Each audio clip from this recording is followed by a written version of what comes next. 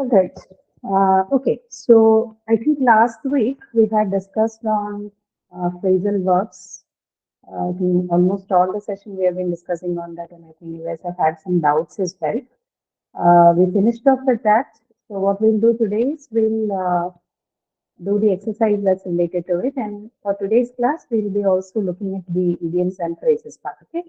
But first, we look at the questions from the phrasal verb, and then we move on to phrases and idioms. I'm just going to copy paste a few of the phrasal verbs in your chat box so that it's easier for you to choose them when you're answering the questions, right? So you will see them in your chat box in some time. Just give me a moment, I'll do that first.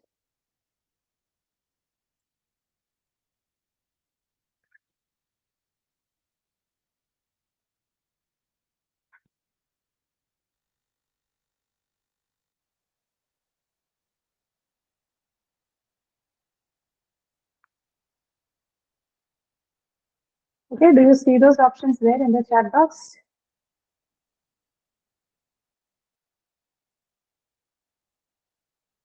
Okay. All right, so please use this as a reference point while you are answering the questions. Let me share the screen now. Uh,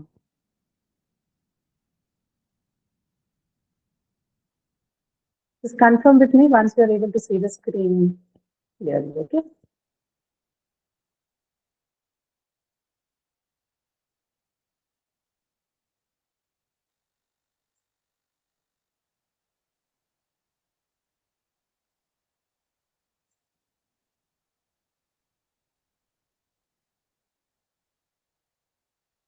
Yeah, the screen is visible, right? Yes, ma'am. Okay, all right. Right, so shall we start looking at it then? We'll look at the question and then we'll see how it is. Then we'll just check for the meaning and all as we solve them. Uh, so for any of this, whenever you are answering this question, you choose the ones that are available in the chat box for you. I think there are more people who are joined now. I'll paste this thing again, but in case there's someone else joining in. Okay, for people who have just come, I've pasted the options for you again in the chat box. So we're going to be doing this exercise. You'll need to choose the appropriate phrasal verbs as given in the chat box. I mean, the suitable one among them, and then fill up the blanks. Okay, we'll discuss the meanings of any if you do not know. In fact, we'll discuss the meanings of all in case there's someone who does it. Okay, so the first one. I will pass the form to you. Please dash. Read through all the options that you have in the chat once, and then you look at it because there might be blanks where you probably see that more than one fits in. But then choose the one which is most suitable. Okay.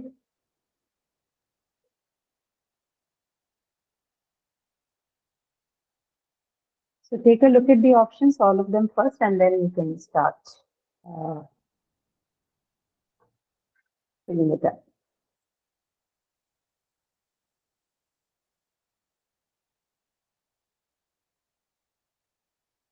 Okay, let's see. So first one would be, I will pass the form to you, please.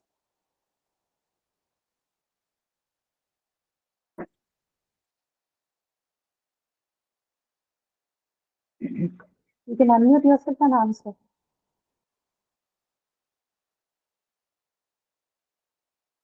Look into. Look into. I will pass the form to you. Please look into. Go through all the ones that you have, all of the options you have, and check if that is the most appropriate.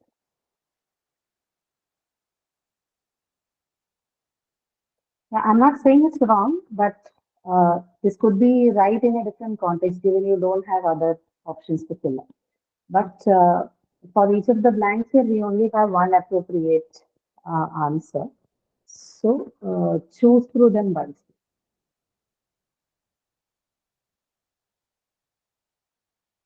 Yeah, Shakti Prakash, yes, fill in Okay. Uh, I will pass the form to you. Please fill in. Okay, that would be the answer. Yes, Ashok, you're also right. Now, my question to you is, we have discussed about separable and inseparable phrasal verbs, right, last week. So, do you think this is a separable phrasal verb or an inseparable phrasal verb? At least for the ones who have attended last week. Those who haven't, you probably would have already heard about them in the lecture. So, uh, is fill in separable or inseparable? As in, can I have a noun or a personal pronoun that interferes between uh, the verb and the adverbial particle, which forms this phrasal verb fill?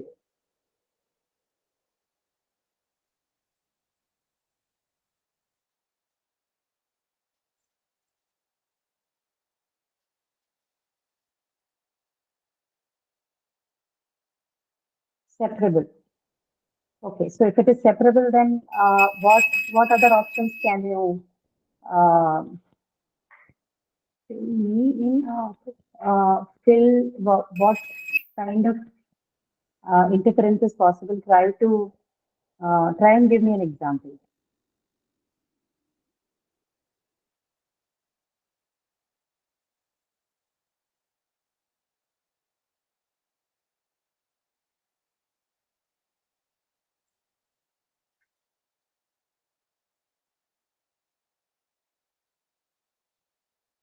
There are occasional hiccups in my response to you because there are people joining in and still requests coming. Just pardon me for that. Fill me in as in inform me about. Does fill in have that kind of a meaning? I am unsure. The example that you gave me, no. Fill the stones in yard is not an example of phrasal verb.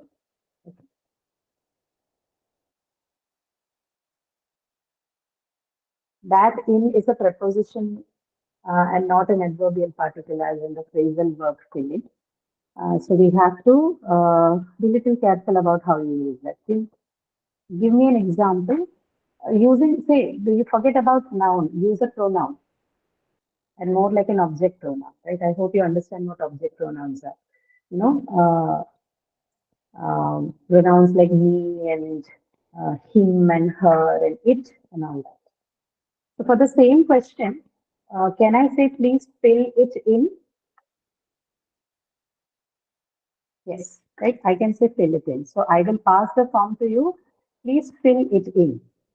I can simply say fill in, or I can also say please fill it in. So it is a separable phrasal verb, and I can, if I'm using it as a separable phrasal verb, then I can probably complete the sentence as please fill it in. Okay, so that's how it works.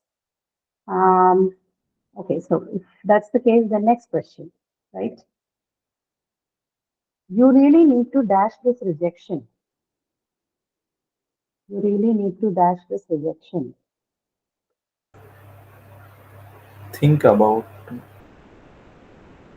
Do we have think about in the option? No, it has to be a phrasal verb. Yeah, somebody has answered it already, but for others to look at it,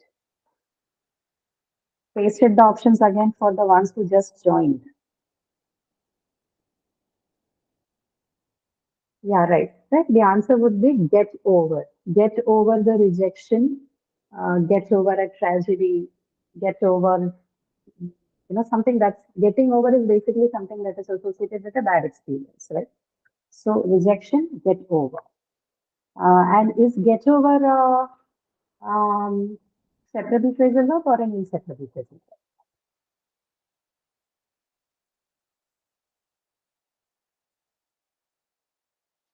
What do you think? Can I have something that interferes in this? Get him over the line? No, this is not that get over.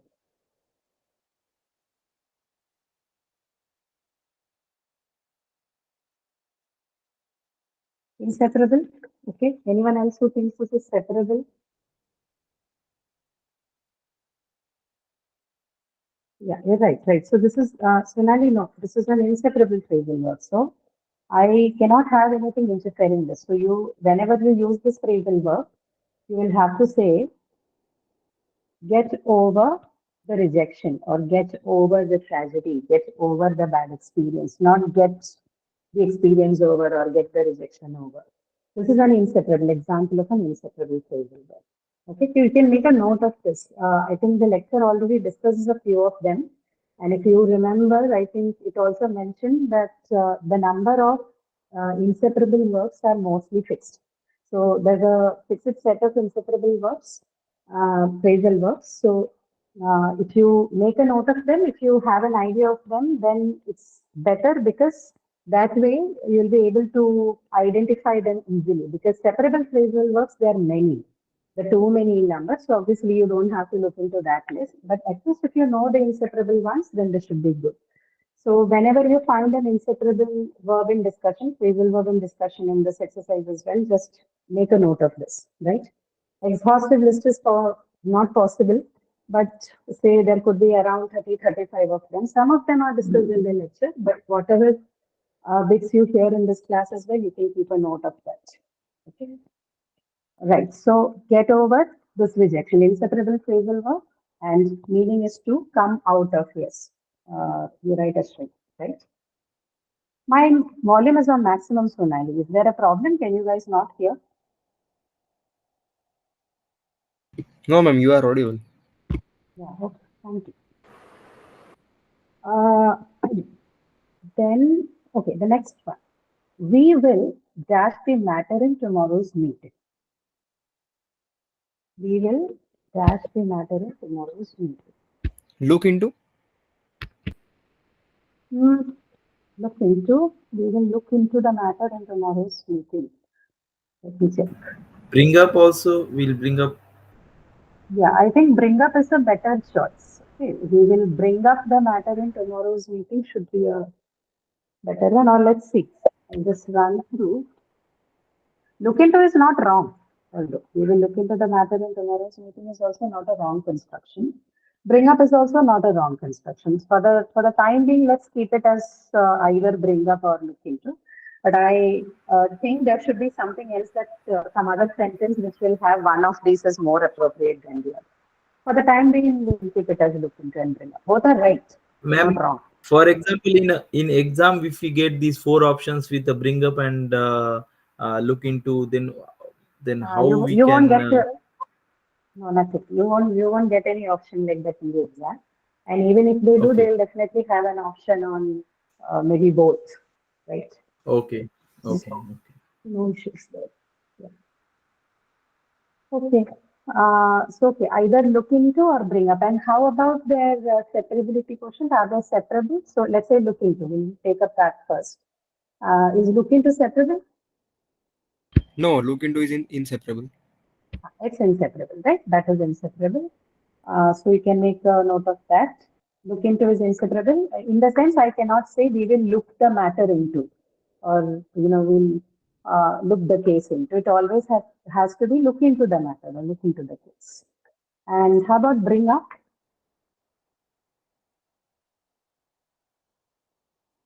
Bring up, separable, inseparable. Separable. Yes, correct. Correct. Ahmad, you're right. Shakti, you're right. They're separable, right? So you can say bring it up, or you can say if we take it up in the context of the sentence given here, I can say we will bring the matter up in tomorrow's meeting, right? Or bring it up in tomorrow's meeting. So yes, this is separable. All right. The next one, fourth one. I dash a giant cheetah hidden in the bushes on my way back.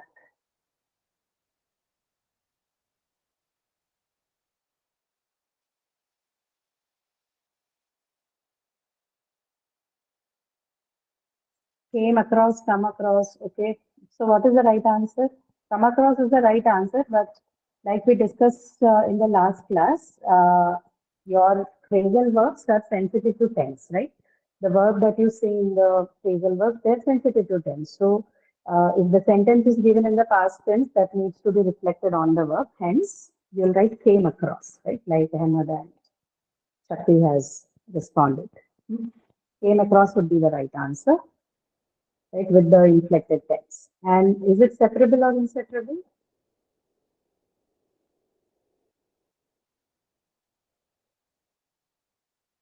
Inseparable, right? You cannot separate them. Come and across, they need to appear together. They're inseparable phrasal verbs. Right. Yeah, you're all right. Inseparable. Correct. Fifth one, I dash to meeting with you soon. I dash to meeting with you soon. Can you see the screen clearly? Do you want me to zoom it or something? It's clear, ma'am. Yes, look forward is the correct answer. This is one of the set phrase for closing remarks in any. Sorry, did you say anything?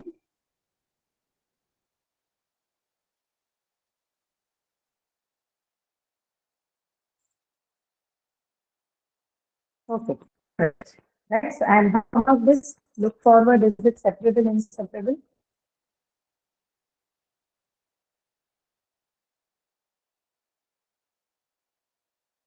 Inseparable. Right? Inseparable. You cannot say I look.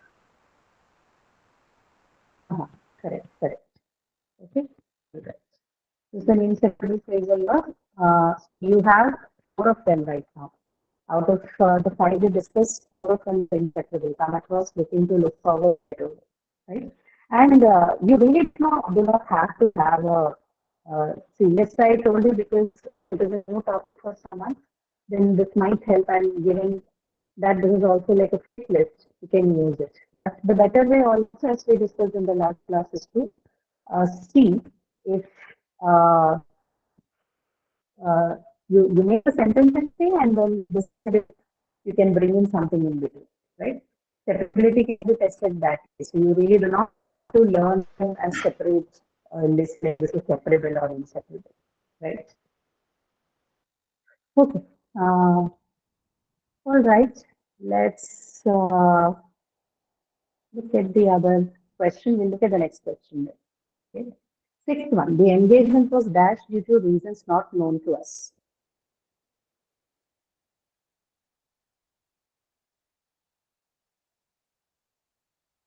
Engagement was called off because of due to reasons not known to us. Yes. So call off is the answer. And because the sentence is in past tense, you're going to have the tense reflected on the phrasal verb, right? So called off. And separable or inseparable? Someone says separable. Is it separable or inseparable? So if it is separable, then given the context of the sentence, how can I rewrite it?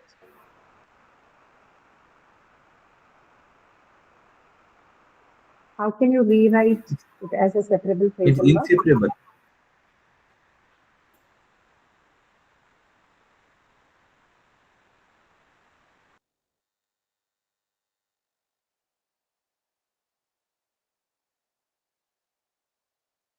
Separable phrasal verb, and after you separate it, this can look something like this, right? Call the engagement off and call the wedding off. There's so many people telling me about the sound. Am I not audible? Because I'm on full volume. There's nothing No, ma'am, short it's on this loud one. and clear. Your voice is loud and clear anyway. But maybe you are speaking little near to the mic, so the sound is little bit resonance kind of. Sound is what? Sorry? A little bit resonance, like very near to the mic, it seems. There's echo. There is echo in the sound. Is that what you meant? Yeah, something like not in a same tune. It's like very loud kind of, but it's okay, good. But maybe it's a problem of my laptop or something. But I was thinking it's little loud or something. I don't know. But your voice is There are people okay. I telling. don't have any problem. Okay, I am getting all kinds of feedback. There's someone who says lag in voice and someone says louder, please. There's another one saying it is too loud. Okay. Because I All can right. see without my headphone from my laptop directly, your voice is loud and clear, no problem at all. Okay. All right. Thank you then. People who cannot hear, see and adjust it there's something wrong with you. Or what you can do is you can leave the meeting and join back again. So that's an option. Sometimes these kind of lags happen because of that as well. But if this is a common problem, just let me know. I can leave and join back. Okay. What were we discussing? Fall off is done. So that's the sixth one, like seventh one. What I thought would be the most memorable moment has dash a nightmare.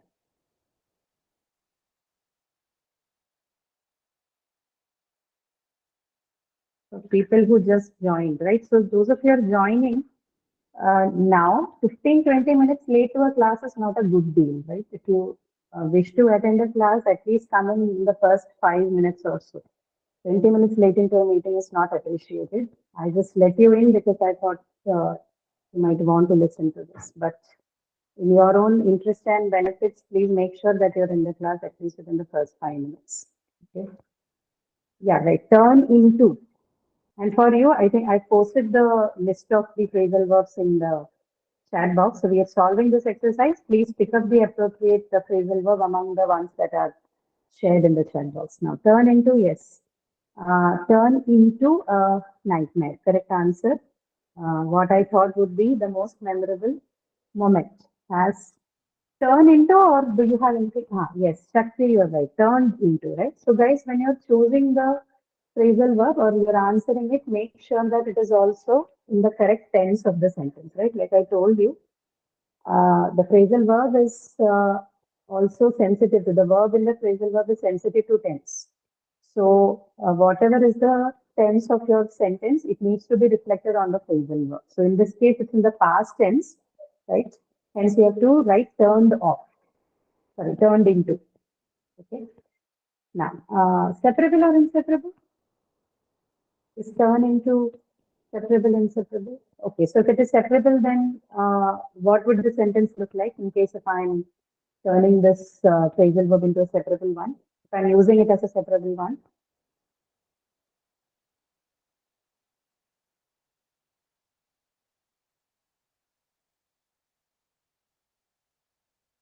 No, turn the frog into human. No, this is not a phrasal verb usage, Shakti. This is a normal, the into that you see here is a normal preposition and the turn is a verb. This is not a phrasal verb. Okay.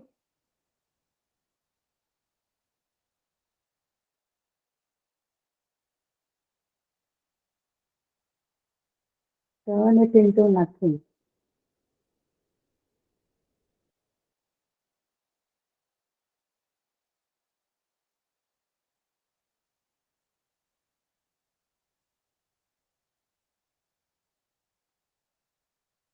So the usage of turn into as a phrasal verb is different, right? What would be the meaning of using turn into here?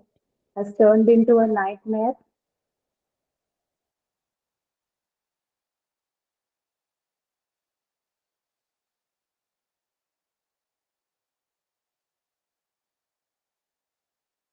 Yeah, either it could mean either something becomes something or transformation, basically transformation, right? So is it separable?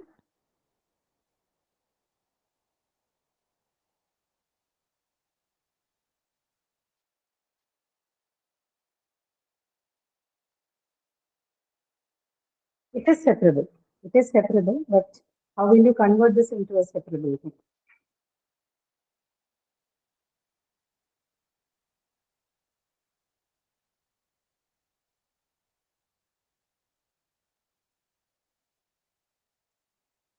Yeah, any response?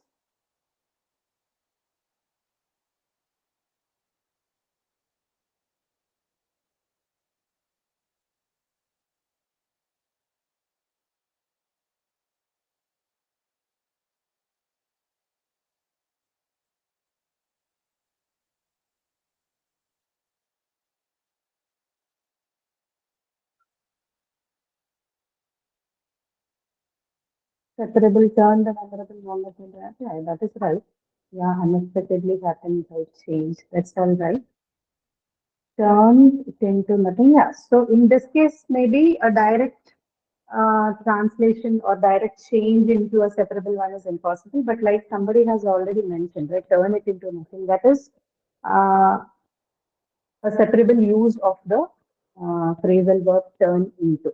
But turn into as a phrasal verb means what? Transformation, right, or becoming of something. Okay. I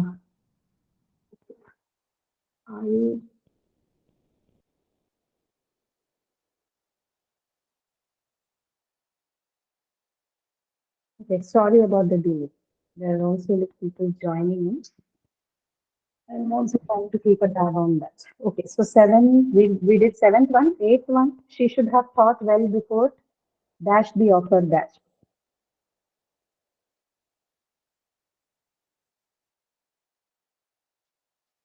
She should have thought well before. Okay, what's the answer? Yeah, turn down, and you will have to change turn to turning in order to, in accordance with the tense and the aspect of the sentence. So she should have thought very she should have thought well before turning the offer down. Okay, and now this is no prize for guessing. This is a separable phrasal verb because there's already a noun that is interfering turn and down, right? Turning the offer down. This is a separable phrasal verb. Okay, so turn down, separable phrasal verb. Next, Amy's school closes by 2 p.m. Would you please dash her dash by then?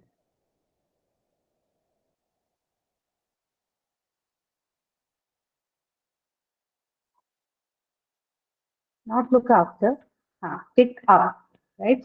Pick up is the right answer. And of course, this is a separable phrasal verb because it's already given in the split format, right? Would you please pick her up by then, right? So pick up and separable phrasal verb. The puppy looks very sad. This is the 10th one. The puppy looks very sick. Please dash him well.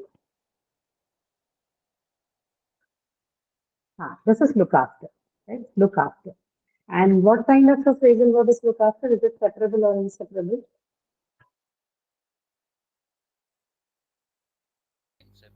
Inseparable?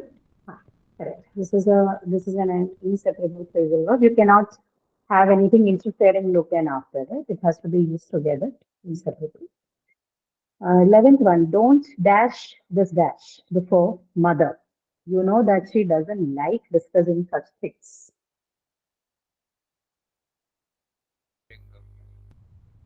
So, the previous question, we will dash the matter tomorrow. For this context, it is look into because we're taking only one per blank. But bring up will also be a right option there. It's more appropriate here in the 11th question. Don't bring this up before mother. You know that she doesn't like discussing such things, and of course, separable phrasal verb. Bring this up. The last one there, I am not available for the weekend, but feel free to dash to me anytime during the weekdays. Reach out, right? Reach out. Not call of Sonali, reach out. Call of is used already, reach out. And how about reach out? Is it separable or inseparable? Inseparable, right? So reach out is also an inseparable phrasal verb. We cannot have anything else interfering between reach and out in the phrasal verb reach out, right? Okay, so we've only chosen few examples and I've tried to include more of inseparable ones so that you get an idea of it. Separable ones, of course, they don't create too much confusion. So as far as the learning part of phrasal verbs are concerned, they're very important, like we discussed in the last class, particularly with respect to the spoken proficiency in English, right? It's very important in that sense. So keep looking at them continuously. And of course, the easier method is to watch more English content because that is where it is in the casual conversations in English is where you'll find more of phrasal verbs. Formal writing does not approve of phrasal verbs and their use. But all casual conversations, which are like the entry point to any language and language learning as such, will use a lot of phrasal verbs, right? Particularly English has many, many phrasal verbs. A good um, command on that would definitely make a lot of difference in the way you speak English. So keep this in mind. And do not forget that the phrasal verbs have idiomatic meanings, right? Meaning it has figurative sense. It does not give you a literal meaning based on the meaning of the words that you see in the phrasal verb, either the verb or the adverbial particle, but it has a very separate figurative meaning attached to it. Keep these things in mind, and to understand them better, watch more of conversational content so that you know the context in which it can be used. Okay. We'll move on to discussing phrases and idioms for today's class. They also come under the same segment because of the similarity in the way they are used in spoken language, right? So these phrasal verbs are also used they also have idiomatic meanings, figurative meanings, and idioms and phrases, obviously, we know in any language, they have figurative meaning, right? They never have literal meanings. Someone in the last class was, Roshan, your doubt, is it related to this topic? If it is, then you can ask. If it's anything else, then you can wait until the class gets over, that we don't disturb the flow of the class. If it's a related topic, then you can ask. And if it's something from what we're discussing, you may ask.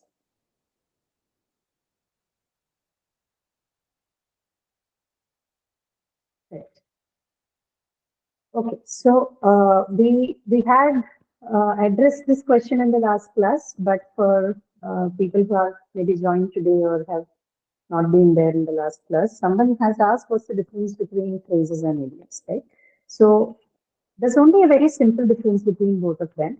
Idioms are more like, and they are more structural than, meaning-wise difference. So if you look at the meaning, or more than meaning, if you look at the use of these, right, whether phrasal verbs or idioms or phrases, they're all used to express figurative meanings, right? When you want to talk about something other than what the literal meaning of the word says, and you want to convey deep meanings or deep messages about something, you usually use one of these. And the usage is same in all languages, right? Not just English.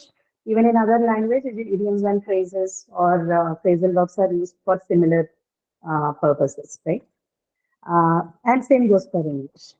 The difference is mostly based on their structure. So if you look at idioms, they are mostly full sentences, right?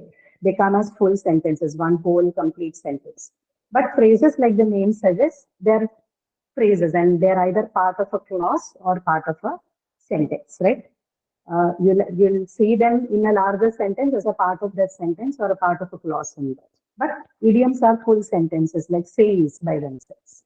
Okay, that's the only structural difference between. The difference is basically structural, but the use is same. Both of them are used to convey figurative meanings. Okay, all right. Any question there?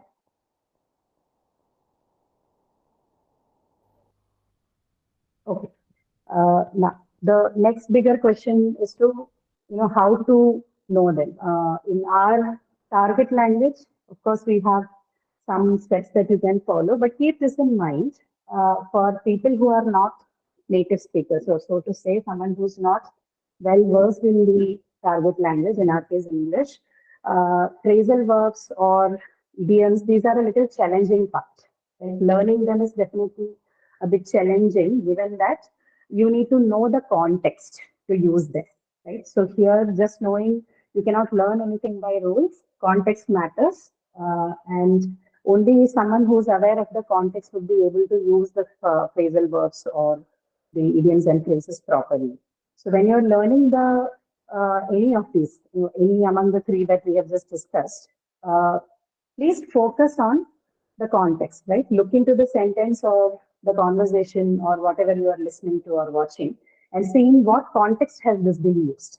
And when I say context, you have to look into subcategories. Like, is this a idiom that is associated with emotions? Is this an idiom and phrase that is associated with color? Is it something that is associated with looks or appearance, right? Or is it something that is associated with someone's nationality? Is it something that is associated with, let's say, occupations, right? So subcategorize as in when you listen to these in conversations or in your movies or web series, make a note of the context. And by context, we mean all of this: looks, appearance, color, emotions, nationality, jobs, occupations. So, know or sports, right? Make a note of where is it that this particular idiom is used, right? If you know those things, then half job is done. You know that, okay, this is some idiom that is associated in the context of emotions. I should be using this more with respect to someone's, either yours or somebody else's expression of emotions, right? So this is one part, right? Making, subcategorizing the idioms and phrases. Other part is trying and visualize it. Like if you know the context, then what you can do is also visualize. Like I think this is the one of the points on the screen also. I hope you can see it, right? So first is listen to conversations and look at all these casual modes of delivery of language, like I discussed last class. Look at pop culture mode, right? Pop culture includes cinema, songs, series, anything that is more informal and casual, because that's where you'll find them mostly. Uh, Watch them as much of fun, as much as possible. You consume the content in the language, right? And make yourself used to the use of these elements in language. And once you do that, you can maintain a diary by subcategorizing these things that you have heard. Right? Begin with smaller ones, like you make a list of idioms or phrases that's associated with daily life activities. So if you're a student, make a list of 10 phrasal verbs or idioms and phrases that are used uh, with respect to student life or studying, right? Or if you're someone who is interested in certain kind of sports, then take up 10 of them that is associated with sports and physical activities, right? Or if you have some other kind of hobbies, look up for what kind of phrasal verbs are used in association with that particular activity. So something that you can connect to on a day-to-day basis, something that is a part of your life and daily activity. You can begin with learning phrasal verbs and idioms in that domain first, and then move on to the other places, right? So that way, you will have covered a good number of them by the time you reach the difficult ones or the less frequently used ones, right? These are few things that you can do. And of course, like I mentioned, it is also challenging because you have to be a constant, reader or listener to all of this. So to reach the level of someone who speaks this naturally, of course, you'll have to use it more. So find contexts and places and activities that can help you learn the language or be exposed to this language more often. And that way you can get a hold on the phrases and idioms also. So most of us, even we don't know all of it. Right? Been teaching English for a while. Some of it, if you ask us, we also may be unable to answer because you don't belong to that culture. Most of the idioms and phrases are very cultural. We also have these in our languages. So some of them other people do not understand because they're a little culturally specific also. To learn it, then the only method that you have out there is to immerse yourself more into the culture. And a few methods to do that is to watch more of what they produce as a part of their culture, which are movies and other formats that we discuss. Okay. For today's class, we'll discuss a few of them because, of course, we have time and space constraints. So we cannot bring in all the phrasal idioms and phrasal verbs possible in English and have a discussion. But I'll just show you how some of it can be learned. I discussed two of it. I'll just demonstrate how it works for you. Okay. So that is what we'll be doing as an activity for this class. Any questions that you have in connection with this?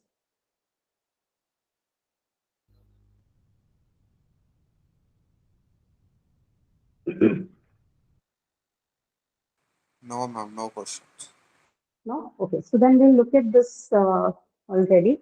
So I have just included a few of them for visualization, just to give you an idea of how visualization can help, right? So before we get to the questions and the worksheet that we have, we can look at this six of them that's there on screen. Like so, cat got a tongue, right?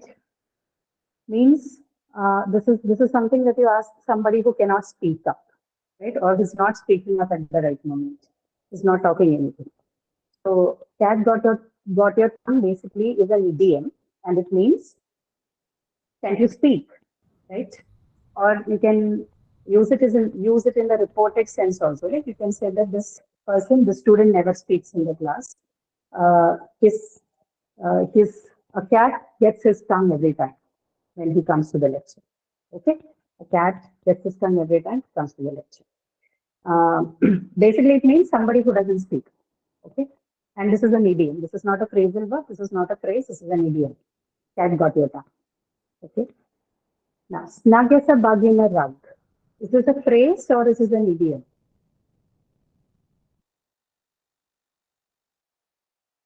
Snug as a bug in a rug.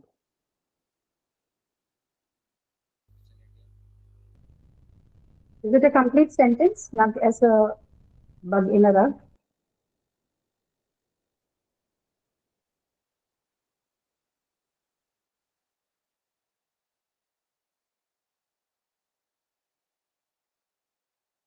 Huh. It's a phrase, right? It's not an idiom. For something to be an idiom, it needs to be a complete sentence, like the first one.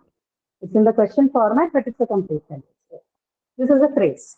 Snug as a bug in a rug is a phrase. And now, what does that phrase mean? You can use that phrase to refer to something that is warm and cozy, right? To refer to something or some situation, right? A person or a situation or something that is warm and cozy can be referred to as snug as a bug in the rug. Okay? Go the extra mile. This is a very common one. Go the extra mile. So idiom or phrase? Let me know that first. Phrase. This is also a phrase. And what does that mean? To make that additional effort, right? Extra effort. Next is butterflies in my stomach. Again, a very common one.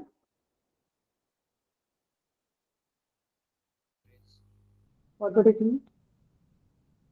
Phrase, idiom, phrase, right? And meaning, feeling nervous, right? Feeling nervous. Not scared, make a note. Not scared, feeling nervous. Okay. To go down in flames. Again, this is a phrase, right? So, to fall spectacular. Right? Once in a blue moon. Phrase, right? Again, a phrase. And meaning something, an occasion or somebody or something that appears very rarely, right? So that is once in a blue moon vibe. Okay.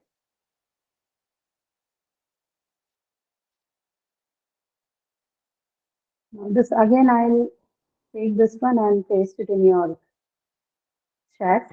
We're going to look at these pictures and decide which one among the options that we have here is related to this. Okay, Vikas, you have a question? Yes, ma'am. Yeah. Go ahead, you can ask. Ma'am, how can we differentiate between phrasal or idiom?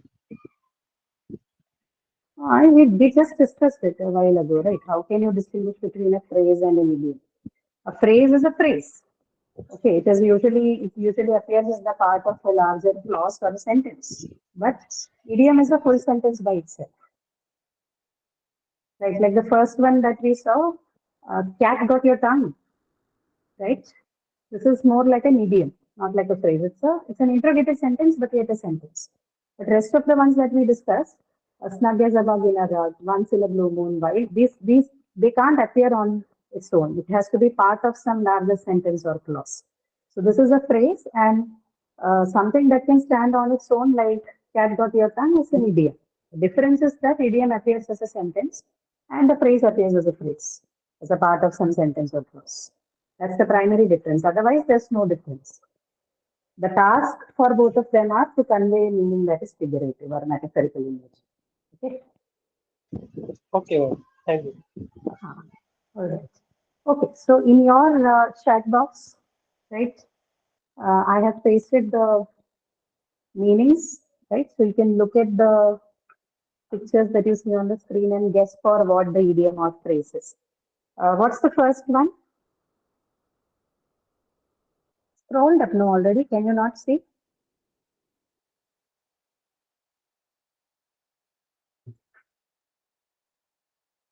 So the first one is what? It's a dog eat a dog world. Yes, right. So dog eat a dog world, and What is this? Is it an idiom or a phrase?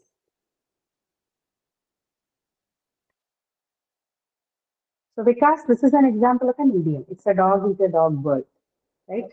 It's Yes, a ma'am. dog eat a dog world. This is an example of an idiom. Right? And what does this mean? It's a dog eat a dog world.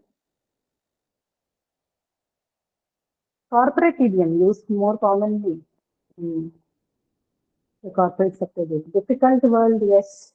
Okay. But more importantly, this brutal competition. Correct. Right? Highly competitive and mostly unhealthy image. Okay. So that is what a dog eat a dog world means.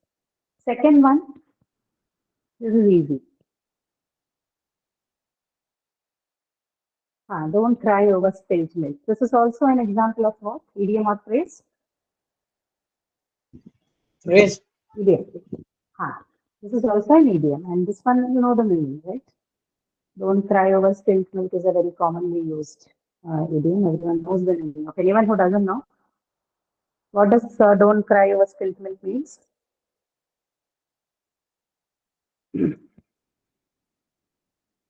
Do not worry about lost opportunities, right? No point worrying about lost opportunities. Third one,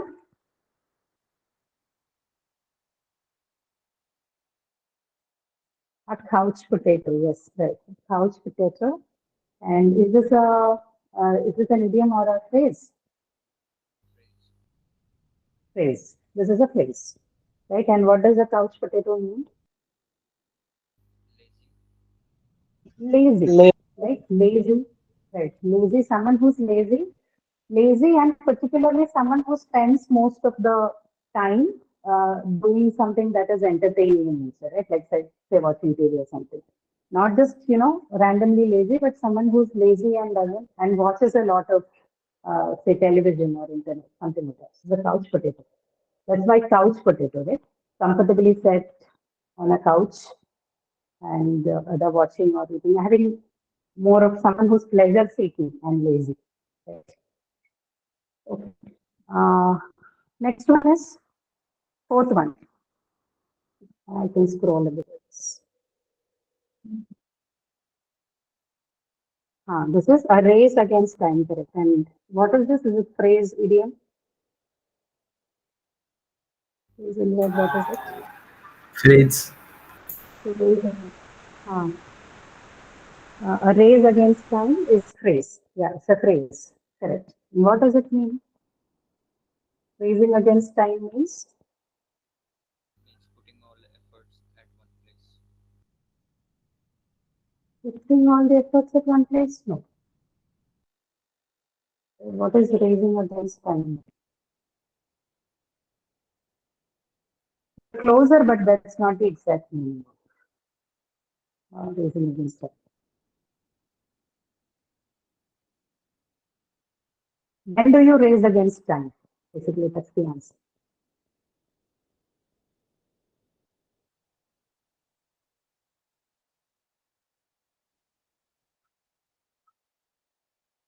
Racing against time is someone who's chasing a deadline, right? When you're chasing a deadline or when you're trying to finish up something within a stipulated time, that's called racing against time. Okay. Right. Then the fifth one. Fifth one is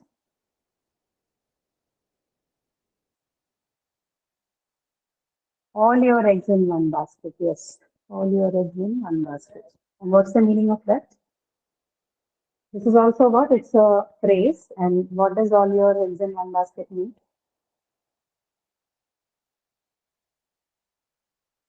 Hmm. Yeah, meaning is correct, but sorry, the answer is correct, but no other options, no backup plan. Okay, don't bet on one thing. Yes, I think don't bet on one thing is better. Basically means you should have diversified options, right? Don't put all your eggs in one basket is again a phrase that belongs to the domain of finance, right? So don't put all your eggs in one basket means do not invest in just one thing. Don't bet on just one thing, right? Distribute your resources is what basically it means. Okay, right. And the last one here, That is what open a can of worms. Okay, now what does open a can of worms mean? This is closer in meaning to something, another phrase called opening the Pandora's box. Have you heard this one?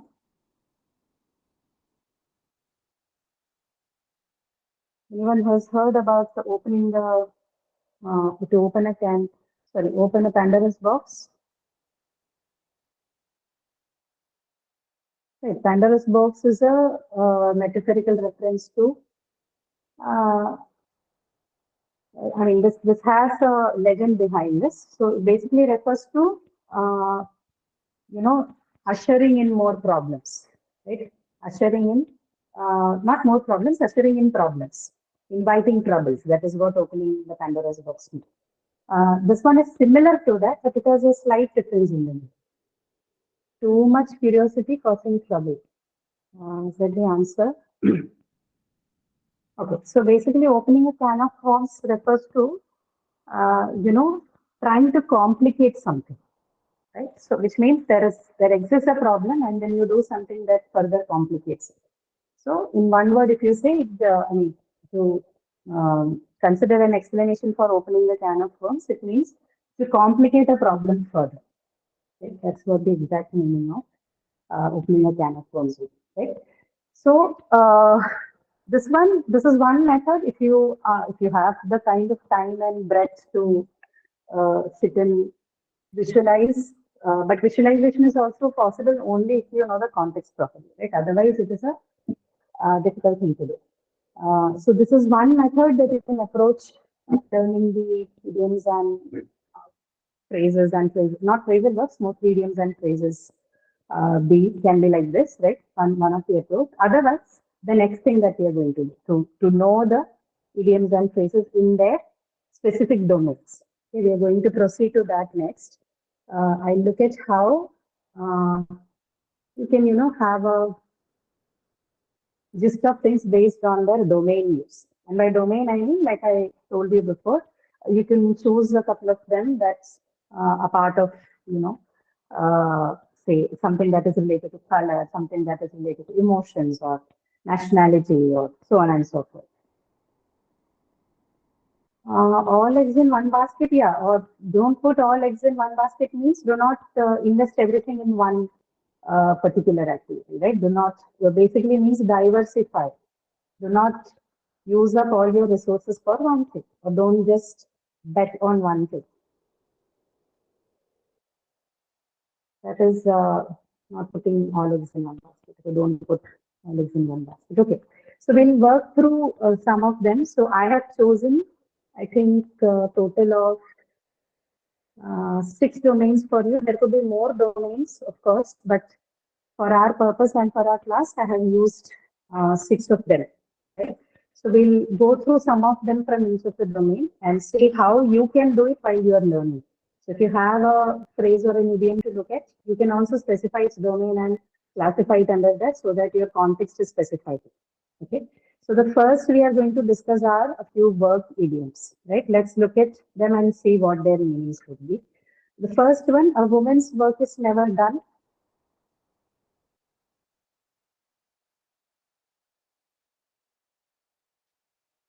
This is an idiom, of course.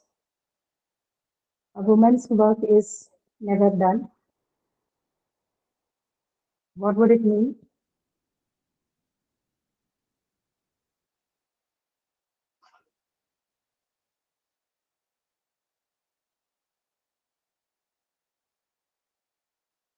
Yeah, anyone?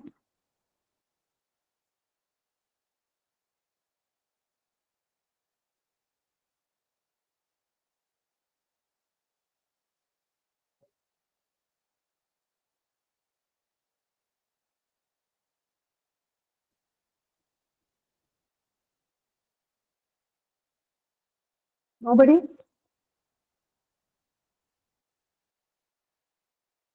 It's kind of No, a no reason. rest. Household chores are unending. They don't complete their work on time. No, it's definitely not that.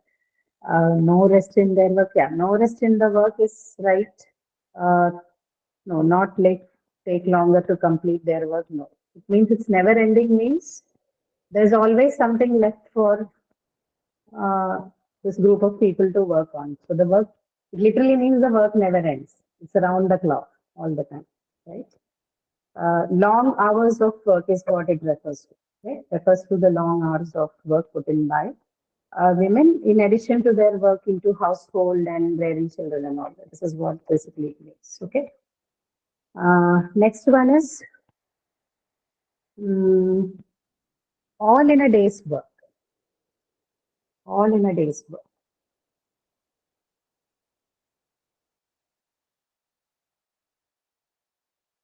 Routine work, yes, correct. All in a day's work would refers to routine, right? So teaching English is all in a day's work for me. Basically means this is routine for me. What I'm doing is routine for me. Okay, so routine work, right? Okay, next one. All work and no play makes Jack a dull boy. This is very common, right? This is a very common idiom.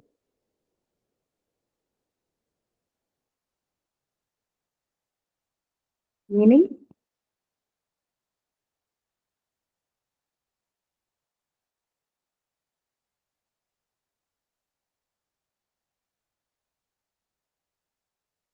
Work-life balance, correct. You probably would have heard the other version of this one, right? All work and no play makes Jack a dull boy. Now, this is a newer version. It's particularly with reference to the loss of work-life balance in our times. So, all work and no play makes Jack a dull boy. So, it refers to work-life balance.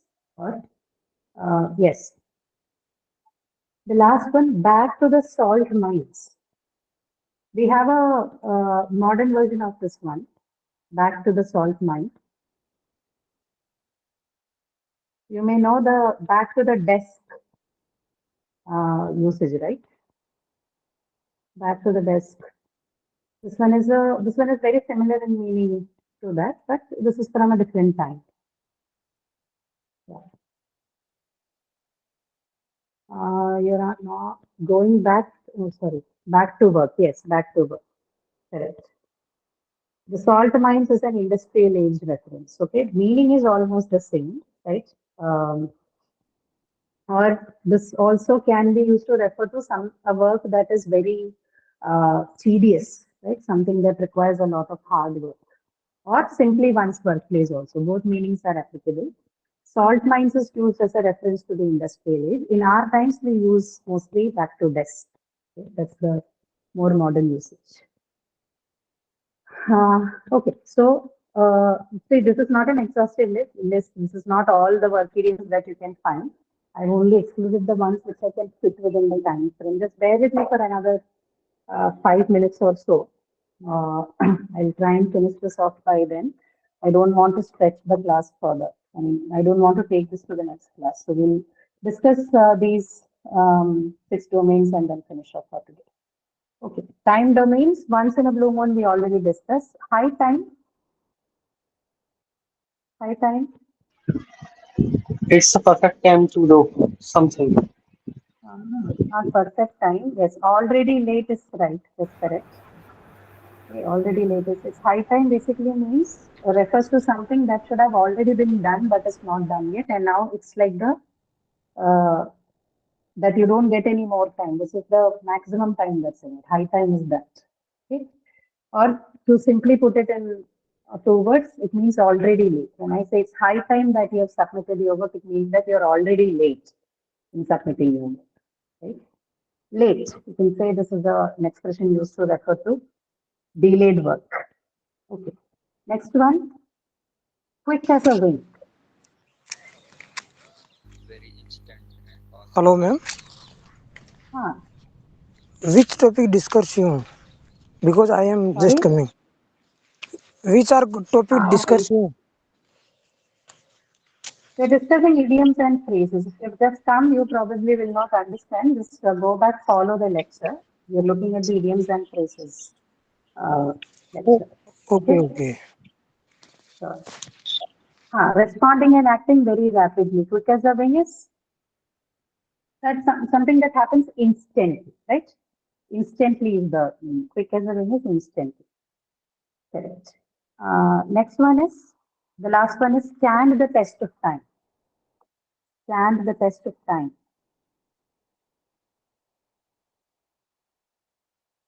Something that is everlasting, or as you call, correct, evergreen, right? You call something classic or evergreen, right? Something that has survived the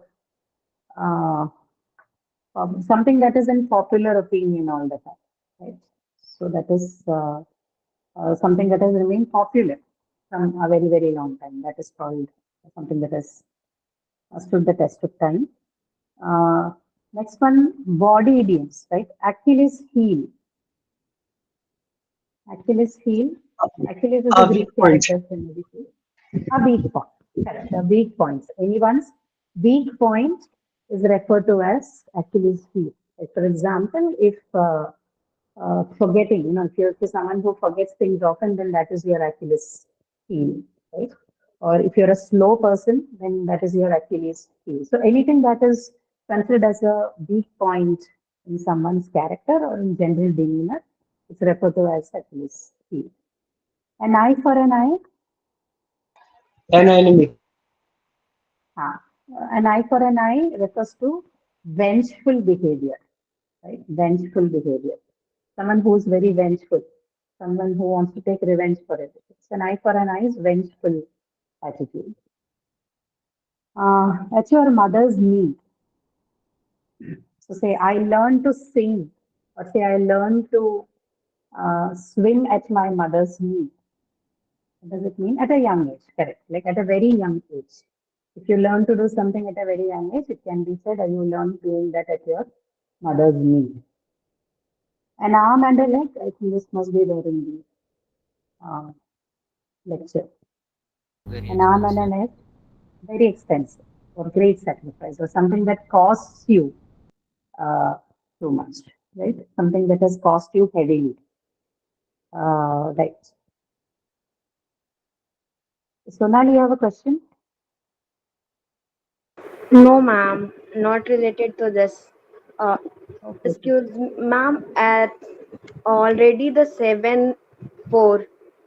So we have a electronic system class. Yeah. Those of you who want to exit, you may exit. Those of you who can spare So another 2-3 minutes, please stay could there. you please send it in a supplementary content so I can? This is already there in the supplementary content. You can check it out. No, ma'am, it is not in. Really? Okay, then we'll send it. I think all of this should have been submitted by now, but we'll check. It's not there. Okay. Okay, ma'am. Sure. Then relationship idioms. Bad blood.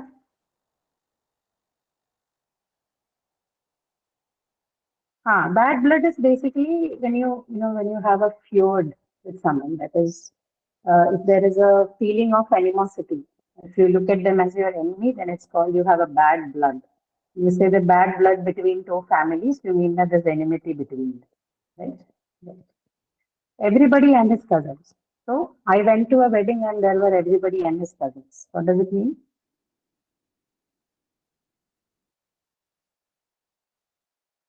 I went to a wedding and there were everybody, a lot of people, right? A big crowd.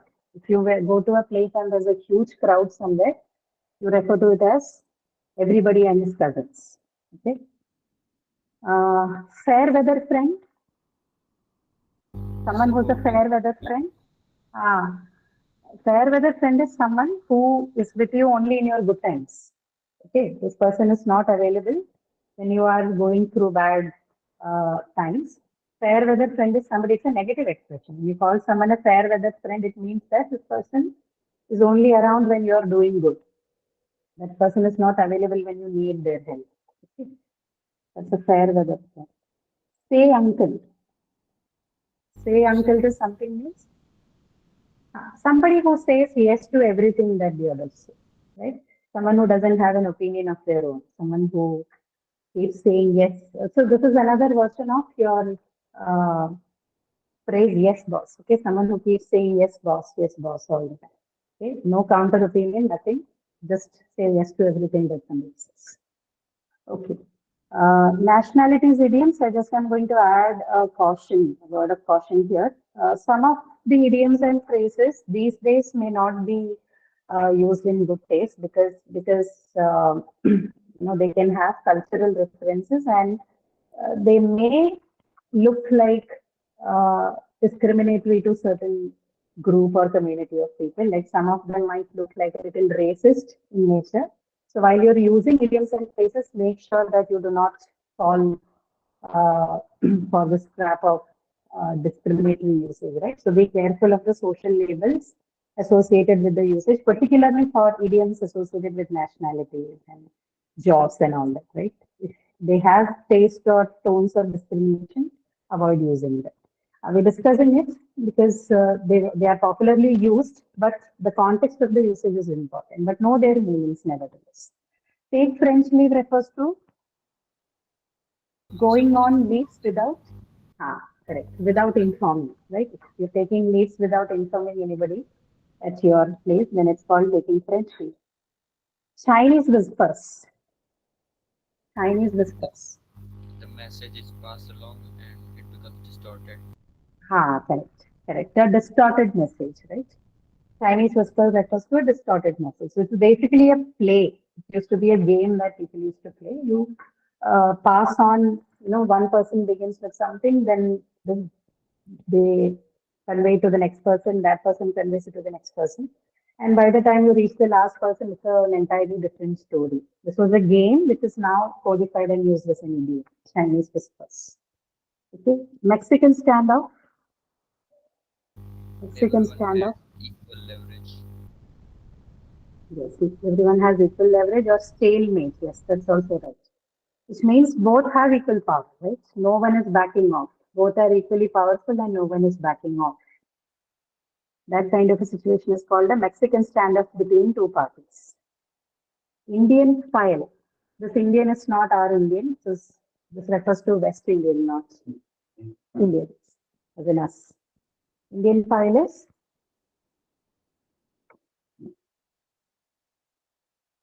Like anything that is one arranged in anything that's arranged in a line one after the other, right? That's called a straight line, or there's something that's arranged in a straight line refers to an Indian file. Dutch street, last one, Dutch street. It's a person street pays where you pay your own bills. Correct. So you pay. See, in our context, if you take someone for treat, you pay their bill, right? Dutch street is where you take people to treat, but they pay their bill. You pay yours and they pay theirs. It's called a Dutch street. Okay. The last one is color idioms. Feel blue. Feel blue. feelings. Sad. Correct. Feel melancholic or sad. Green with envy. It's already there in the phrase. Jealous. Right. Go green with envy is being jealous. Red ink. Red ink. Loss. Yeah, correct. Red ink refers to loss or deficits. Right. Whiter than white.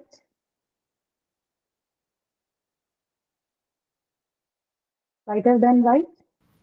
Very Pure. innocent. Innocent or pure. Not innocent, actually pure.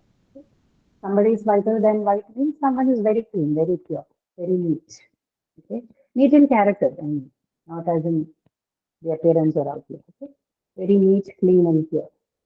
Right. So we have only discussed 6 of the domains. So similarly, there are several domains possible. You can make a list of them and begin with something that is more common to you, to your everyday life. So if you keep at least a list of 10 each for them, you will do a good job on proficiency with respect to idioms and phrases, right? And with respect to the spoken English. Right. So these are the 2 methods that you can use to start with, and of course, there's no compromise on your regular reading and immersion in the target language. Right. This is I think, as far as I know, this should have already been uploaded. If not, I'll upload this file. You can go through. I have included a few more idioms which are more commonly used in our times in this sheet. So you can go through these as well for practice, right? So I think that's all for today. Any questions you have? If you have any, you may ask. If not, then you can wrap up today's session. Yeah, Hello. Roshan, go ahead. Yes, ma'am. Roshan, go. Is this class for DSA or electronic system? This is an English class. This is not electronic systems office. And it's a Ma'am, common class for both. okay, ma'am. But the thing are you teaching? I have not read before that. You should go through the syllabus part. Get back to that and see. You have some questions on names and phrases. Sorry, some lectures on that. Please look at that and see. I'm surprised that you have Actually, not seen it here. okay, ma'am. But actually, I have learned phrase and idioms in week 3 Right. only. But this was a part of your syllabus, no, though? Okay, but how Yeah. can I access the past lecture you have been taken? That you'll have a playlist alongside the meeting link, right? The meeting link that you use to access this meeting, you'll have a playlist along with that. So whatever recordings are done, I mean, these classes are recorded and then they are uploaded in the playlist, right? So you can access Okay, it from that playlist. but how can I Sorry? find that, ma'am? Yeah, it There would is be How there can I? right in that calendar. In your academic calendar, this would be updated. Okay. Ma'am, one thing I have a question regarding uh, activity question 7.4. Okay. Okay, can you take a What's the look? question? What is the Uh, question? and the question, identify the missing word in the sentence, Uh, knowing uh, who you really are in this space and time that we uh, and dash. uh. Or ma'am, the question is about click here to access the audio. Oh, it's an audio question. Okay, if it's Yes, an ma'am. audio question, then I'll have to take a look at it. I don't have the question right now. I cannot respond without having listened to the audio, right? So, ma'am, actually, the question is a little bit confusing. Uh, I cannot get the answer of that question. Can you take a okay, look? I'll look into it and yeah, maybe not now, but I'll definitely look at it. Since it's an audio question, I'll have to retrieve the audio file and all now. So look at it later. This is activity 7.4. Yes, ma'am. Okay. 7.1, question number 1, ma'am. Okay, I'll take a look at it. Okay. But Okay, what ma'am. you can do meanwhile is, if you have a question like this, something that is, that requires reference, you can write to that forum, right? Not forum, what is that called? Uh, discussion Ma'am, forum only, right? Discussion actually, forum, yes. actually, at the forum there was a lot of messages. So I think uh, it is little Okay, bit but confusing That for is not me. a what problem. Each what was the question, problem? What was the problem in 7.4? Actually, there was a question. Identify the missing word in the sentence. So Yeah. how can I? Yeah. Okay. Then you, because why I'm giving the answer, I have actually solved it. That we have to Yeah. listen the audio and you have to see where this line, knowing who you really are in this space and time that we, and then the dash. So you have to understand the audio and see that what the person is or narrator is speaking in that, and the answer is there only. Like, maybe I can tell you the answer is embody, but then you, once you read that or listen that audio, then you will definitely answer that question. Okay. I listen one more time carefully. Yeah. The third option, embody, you can see that, but you better you listen it properly, then you will understand that. Okay. Thanks. Thanks. Okay. okay. Thank you. Okay, ma'am. Thank you. Um, right. Anyone else? Any other question?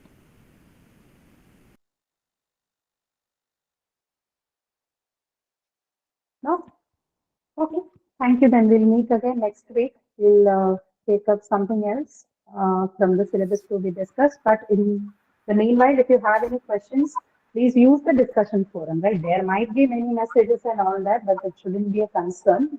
The questions raised there, probably all of them get answered to. So if you have the questions that are more descriptive in nature and which requires answers like this, it's better you write to the forum, because while we are teaching, we may not have access to these things, right? Uh, so make a note of these kind of issues and you can write to the forum so that somebody can address the question in more detail, right? Give an answer in more detail. Okay. All right. Okay then. Thank you so much. We'll meet again next week and have a nice day, everyone.